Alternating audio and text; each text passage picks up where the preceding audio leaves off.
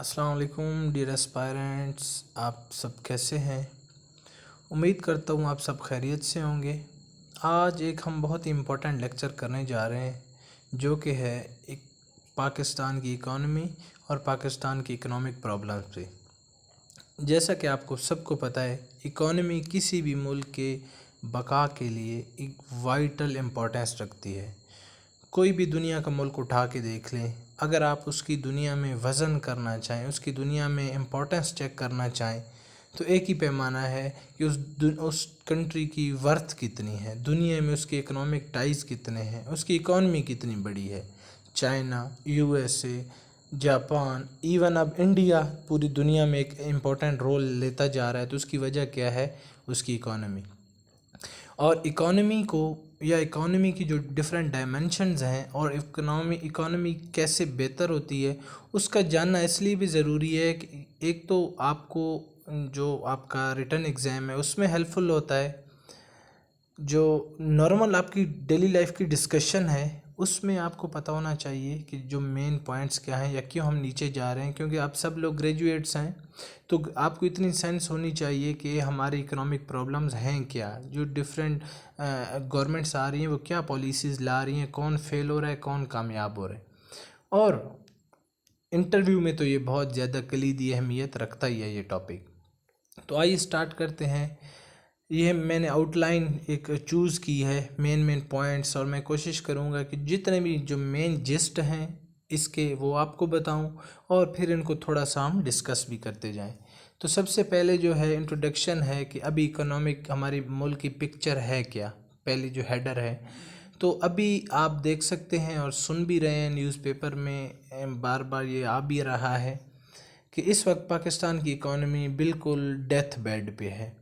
ہمارے قرضے بہت زیادہ بڑھ چکے ہیں، ہماری جو پے کرنے کے لیے ہمارے پاس پیسے نہیں ہیں، ملک کو چلانے کے لیے ہم دوسرے ملکوں سے قرضہ لے رہے ہیں، پھر اوپر سے سیلاب آ گیا ہے، اس کی وجہ سے ہماری اکانومی کو تقریباً $10 بلین کا نقصان ہوا ہے۔ تو بہت سی چیزیں ہیں جو آگے ہم ڈسکس کرتے جائیں گے جن میں کنڈیشن بہت زیادہ خراب ہے۔ تو اب پہلی جو پرابلم ہے، سب سے جو بڑی پرابلم ہے وہ کیا ہے؟ وہ ہے لو اکنامک گروتھ ریٹ۔ یاد رکھیں ہمارے جیسے ملک کے لیے جس کی آبادی دن دگنی رات چگنی بڑھ رہی ہے، جو 22 کروڑ پہ پہنچ چکا ہے، اور یہ بھی کہا جا رہا ہے کہ 2050 تک یہ 44 کروڑ یا 40 کروڑ پہ پہنچ جائے گا، تو اس کے لیے جو اکنامک گروتھ ہونی چاہیے وہ کنٹینیوسلی ہونی چاہیے آپ کی 5 سے اوپر 6-7% پہ۔ ابھی آپ کی جو گروتھ ہو رہی ہے وہ ہو رہی ہے 4% پہ، 3.5 سے لے کر 4 تک فلکچویٹ ہو رہی ہے۔ یہ آپ کی بڑھتی ہوئی آبادی کے حساب سے یہ جو گروتھ ہے بہت کم ہے۔ گروتھ ہوتی کیا ہے کہ آپ کی ملک میں کیا جی ڈی پی کی جو گروتھ ہے، اس کا مطلب کیا ہے کہ آپ کے ملک میں کتنی اکنامک ایکٹیویٹی ہو رہی ہے، کتنی چیزیں بن رہی ہیں، کتنی چیزیں سیل ہو رہی ہیں، کیا کیا سروسز دی جا رہی ہیں، کیا کیا فارن ڈائریکٹ انویسٹمنٹ یہ تمام چیزیں جو آپ کی کنٹریبیوٹ کرتی ہیں، یہ آپ کی جی ڈی پی پہ، گراس ڈومیسٹک پروڈکٹ پہ کنٹریبیوٹ کرتی ہیں۔ اور آپ کی جو یہ کسی بھی کنٹری کے لیے جو اتنی زیادہ آبادی رکھتا اور اس کی آبادی اتنی زیادہ بڑھ بھی رہی ہو، تو اس کے لیے ضروری ہے کہ وہ اپنی ایک ہیلدی جو گروتھ ہے وہ رکھے 6 سے 7% پہ، لیکن ہم بدقسمتی سے 4 سے بھی نیچے ہیں۔ ہاں، درمیان میں عمران خان کے کرونا کے بعد کے پیریڈ میں ہم نے 5-6 تک بھی گرو کیا، لیکن وہ ایک لمیٹڈ پیریڈ تھا۔ ہمیں چاہیے کہ اس گروتھ کو ہم ایک لمبے عرصے کے لیے چلائیں، جیسا کہ چائنا نے 1990 سے لے کر 2020 تک لگاتار 6-7% کے حساب سے گرو کیا۔ دوسرا جو ہمارا پرابلم ہے وہ declining investment in manufacturing sector. یاد رکھیں ہم دنیا میں اتنے بڑے مینوفیکچر کے طور پر نہیں جانے جاتے۔ دنیا کا سب سے بڑا جو مینوفیکچرر ہے، جو دنیا کی تقریباً ہر چیز بنا رہا ہے سوئی سے لے کر جہاز تک، وہ چائنا ہے۔ ہماری جو مینوفیکچرنگ ہے اس میں ہماری جو انویسٹمنٹ ہے وہ بہت زیادہ کم ہے، مطلب ہم نئی چیزیں نہیں بنا رہے، جو آلریڈی چیزیں ہم بنا رہے ہیں، جو کپڑا ہے، فٹ بال ہے، یا جو بھی چیزیں ہیں، اور ان میں بھی ہم جدت پیدا نہیں کر رہے، ان کو بھی ہم نئے طریقے سے ان کے اندر امپرومنٹ نہیں لا رہے، بلکہ بہت سے ایسے ممالک ہیں جیسے کہ بنگلہ دیش ہے، انڈیا ہے، انہوں نے اب ہماری جو ایک ٹیکسٹائل کی مارکیٹ ہے دنیا میں اس کو اوورٹیک کرنا شروع کر دی ہے۔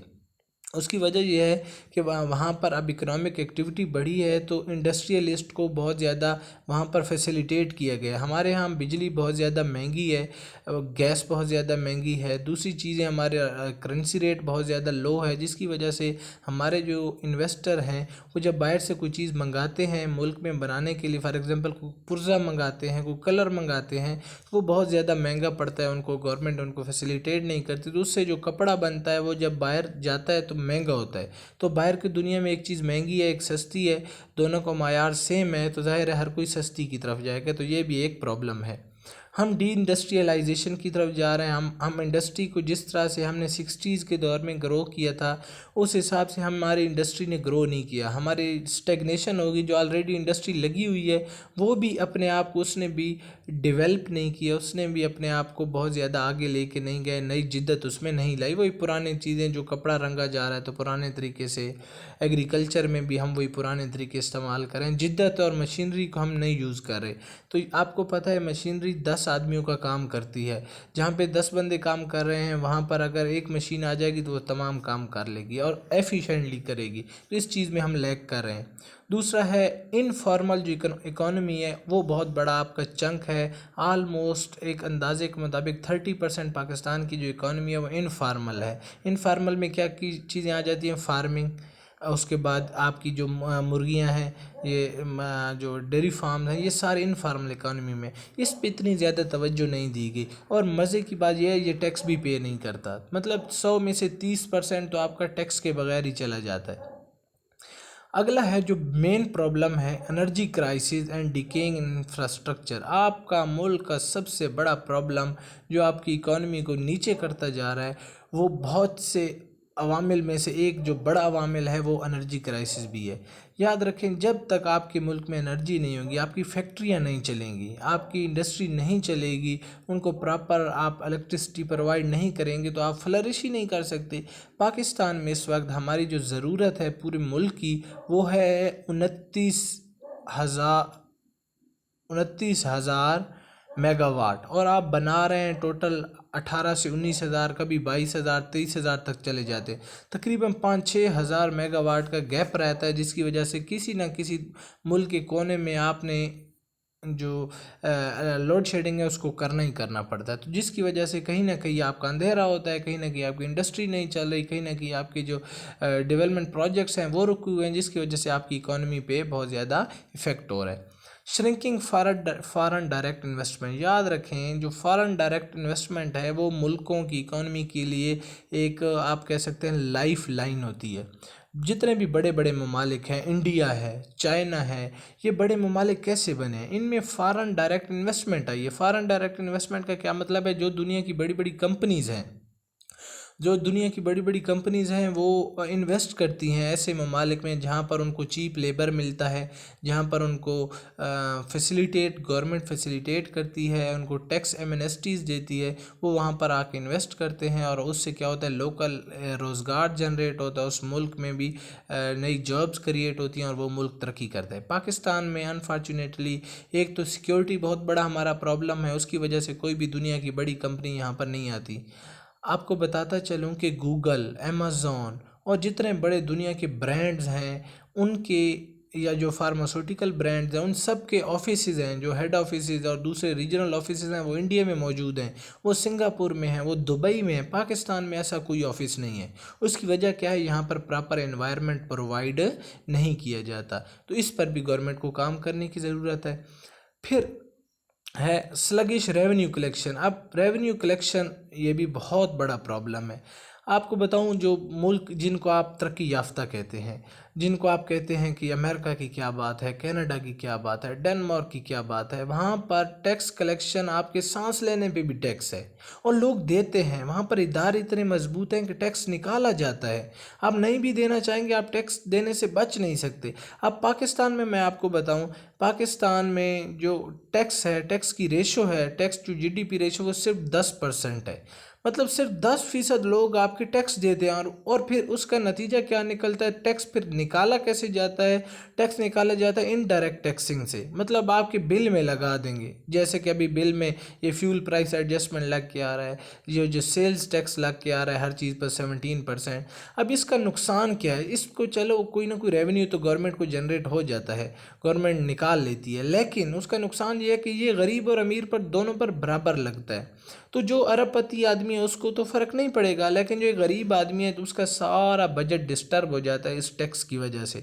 अब आपने देखा है जिस तरह ये बिल आए हैं, किसी घर में 2 पंखे हैं और एक लाइट है तो उनका भी बिल 10-10, 15-15 हज़ार आ चुका है। तो जिसकी कमाई 10-15 हज़ार हो तो उसके लिए ये बिल तो बहुत ज़्यादा प्रॉब्लम क्रिएट करता है। तो इसकी वजह यह है कि हमारे इदारे इतने मजबूत नहीं हैं, इनके अंदर लूप होल्स हैं। जो बड़े बड़े लोग हैं, जो कॉरपोरेट सेक्टर के और बिजनेसमैन हैं, इनको टैक्स एमनेस्टीज दी जाती हैं, टैक्स पे हर बार ये सब्सिडी लेके, छूट लेके ये बच जाते हैं, आपका जो टैक्स है वो कलेक्शन नहीं होती।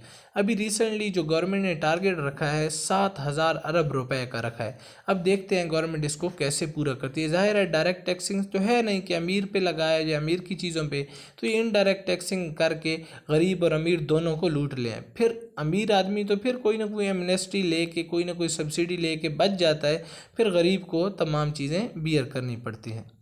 और टैक्स इवेजन का बचने का एक बहुत बड़ा आपके मुल्क में इसको कामयाबी समझा जाता है कि जी मैं फ़लाँ तरीके से मैंने टैक्स बचा लिया है, मैंने ऐसे टैक्स बचा। बड़े बड़े वकील हैं, बड़े बड़े इदारे हैं जो कि टैक्स बचाते हैं, जो अपनी सर्विसेज पेश करते हैं। तो ये भी हमारी पूरी कौम के लिए एक अलमी है। जब आपके पास टैक्स ही नहीं होगा, आप मुल्क में डेवलपमेंट नहीं कर सकेंगे। जब डेवलपमेंट नहीं कर सकेंगे, आपके मुल्क में जॉब्स नहीं होंगे, अनएम्प्लॉयमेंट होगी, महंगाई बढ़ेगी, तो ज़ाहिर है आपकी इकॉनमी नीचे जाएगी।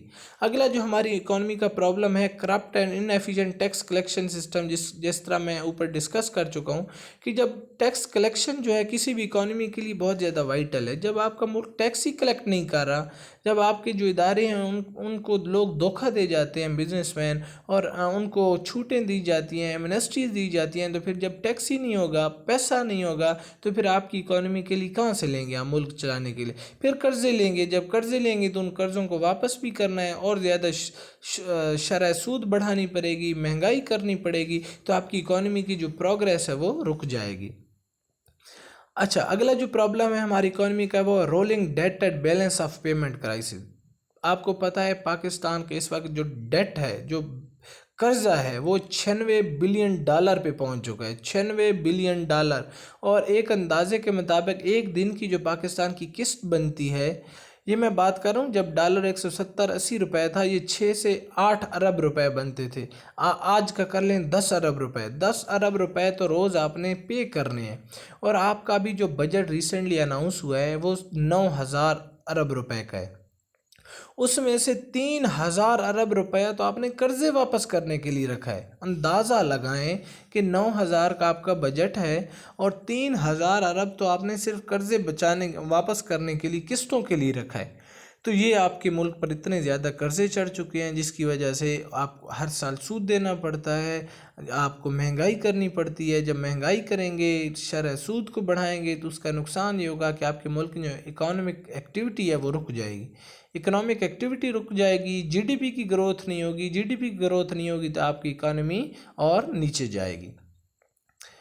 और इसका वजह क्या है? वजह यह है कि हम बहुत ज़्यादा कर्ज़े लेते हैं और कर्ज़ों की किस्तें देने के लिए भी कर्ज़े लेते हैं। अब मैं आपको इसकी मिसाल ये दूं कि दुनिया में बहुत से ममालिक कर्ज़े लेते हैं। अब मैं इंडिया ने भी लिए, चाइना ने भी लिए, अमेरिका ने भी लिए, तुर्की ने भी लिए, लेकिन वो उन कर्ज़ों को इस्तेमाल करते हैं नई फैक्ट्रियां लगाने के लिए, नई डेवलपमेंट प्रोजेक्ट्स के लिए। उसका फ़ायदा ये होता है कि फिर उससे रोज़गार जनरेट होना शुरू हो जाता है, मुल्क में इकनॉमिक एक्टिविटी शुरू हो जाती है। जब आप कर्ज़े लेंगे और कर्ज़ों से अपने जो पार्लियामेंट हाउस है उसकी नई बिल्डिंग बना देंगे, उसकी तज़ीन व आराइश कर देंगे, उनमें एसी लगवा देंगे, या आप अपने क्या करेंगे, अपने करप्शन की नज़र कर देंगे, तो वो सायरा कर्ज़ा तो खड़ा है, कोई उसकी एक्टिविटी भी मुल्क में फ़ायदा भी नहीं हुआ, तो उसकी आपको किस्तें देनी पड़ेंगी। यही हमारा हाल हुआ है।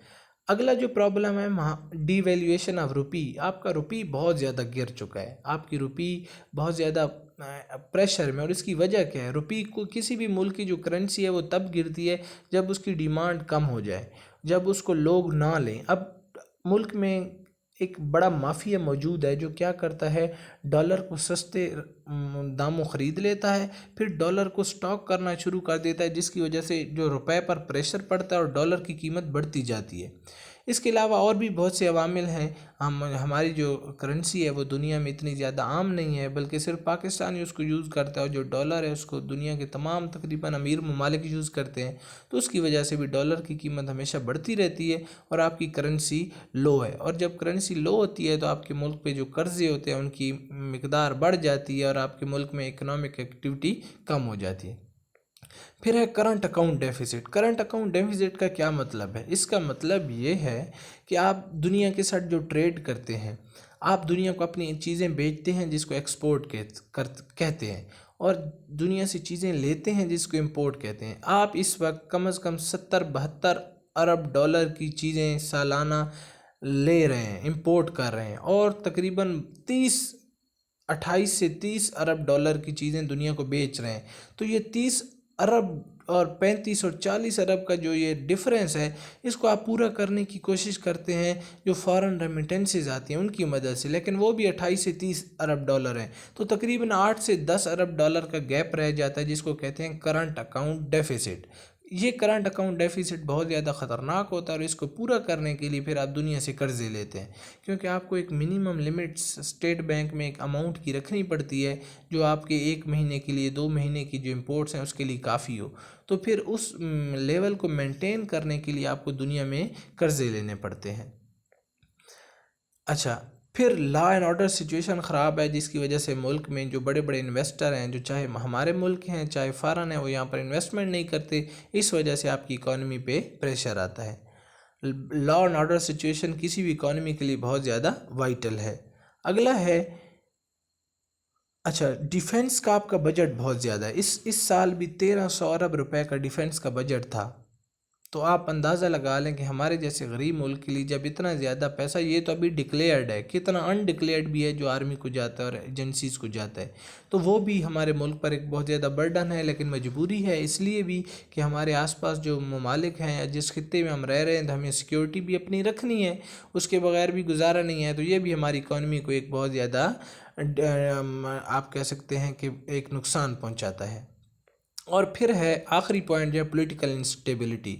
یاد رکھیں، اگر آپ کے ملک میں پولیٹیکل انسٹیبلٹی ہے، ایک گورنمنٹ آ رہی ہے، ایک جا رہی، یہ نہیں پتہ کب آئے گی کب جائے گی، کون سا پرائم منسٹر کتنے دن رہے گا، تو آپ کے ملک میں کبھی بھی اکانومی اسٹیبل نہیں ہو سکتی، کیونکہ اکانومی اسٹیبل ہوتی ہے اسٹیبل گورنمنٹ کے ساتھ، گورنمنٹ پالیسیز بناتی ہے، پھر لانگ ٹرم پالیسیز ہوتی ہیں، 2 سال کی، 5 سال کی، 10 سال کی، 25 سال کی، وہ اس پالیسیز پہ کام کیا جاتا ہے، ایسے ملک ترقی کرتے ہیں۔ اب ہوتا کیا ہے، ایک گورنمنٹ آئی ہے، یہ نہیں پتہ وہ 5 سال پورے کرے گی کہ نہیں، یا ایک اگلے مہینے کیا ہونے جا رہا ہے، بلکہ اگلے دن کیا ہونے جا رہا ہے، تو اس سے انویسٹر پیسہ نہیں لگاتے، باہر کی دنیا بھی آپ کو انویسٹمنٹ نہیں لے کے آتی، کیونکہ ان کو پتہ ہی نہیں ہے کیا ہونے والا ہے ملک میں، اور کوئی بھی گورنمنٹ جب وہ اپنا ہی ان کو ڈر لگا رہتا ہے کہ پتہ نہیں کب ہم انہیں اڑا کے رکھ دیا جائے گا، تو وہ ملک کی ترقی پہ فوکس کر ہی نہیں سکتے۔ تو یہ تمام چیزیں ہیں، یہ اکنامک پرابلمز ہیں پاکستان کی، جو پاکستان کو ہانٹ کر رہے ہیں۔ اب اس سے نکلا کیسے جا سکتا ہے؟ وے فارورڈ کیا ہے؟ آپ کو اپنے ٹیکسیشن کو بڑھانا ہوگا، tax to G D P ratio کو ہر حال میں بڑھانا ہوگا، آپ کی جو میڈیم سکیل اور لارج سکیل اور اسمال سکیل مینوفیکچرنگ ہے اس کو بڑھانا ہوگا، اپنی ایکسپورٹس کو بڑھانا ہوگا، اور اس کو بڑھانے کے لیے گورنمنٹ کو جو ایکسپورٹ سیکٹر ہے اس کو ریلیف دینا ہوگا، تاکہ لوگ سستے میں وہ چیزیں تیار کریں اور دنیا کو بیچ سکیں، پروفٹ حاصل کر سکیں، پاکستان میں ڈالر آئیں۔ سیکیورٹی کے ماحول کو بہتر کرنا ہوگا، تاکہ آپ کے ملک میں جب سیکیورٹی بہتر ہوگی، فارن ڈائریکٹ انویسٹمنٹ ہوگی اور آپ کا ملک ترقی کرے گا۔ اس کے بعد جو آپ کا ٹیکس کلیکشن سسٹم ہے اس کو زیادہ ایفیشینٹ کرنا ہوگا، مینول سے ہٹا کے اس کو ڈیجیٹل کرنا ہوگا، تاکہ کم سے کم انسانوں کی انوالومنٹ ہو، کرپشن بھی کم ہو، اور جو ان ایفیشنسیز ہیں، نیگلیجنس ہے، وہ بھی کم ہو۔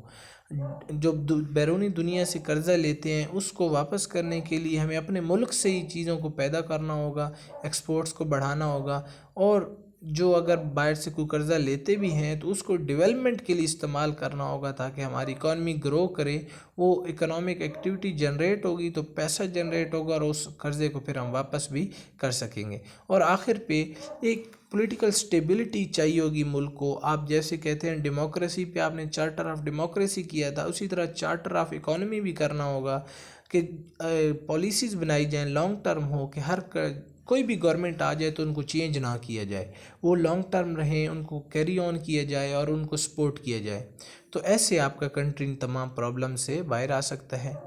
میں نے کوشش کی ہے کہ جتنے بھی مین پوائنٹس ہیں ہماری اکانومی کے، جو مین جارگنز ہیں وہ بھی آپ کو سمجھاؤں، اور جو پرابلمز ہیں اور پھر اس کا سولوشن ہے وہ بھی آپ کے ساتھ شیئر کروں۔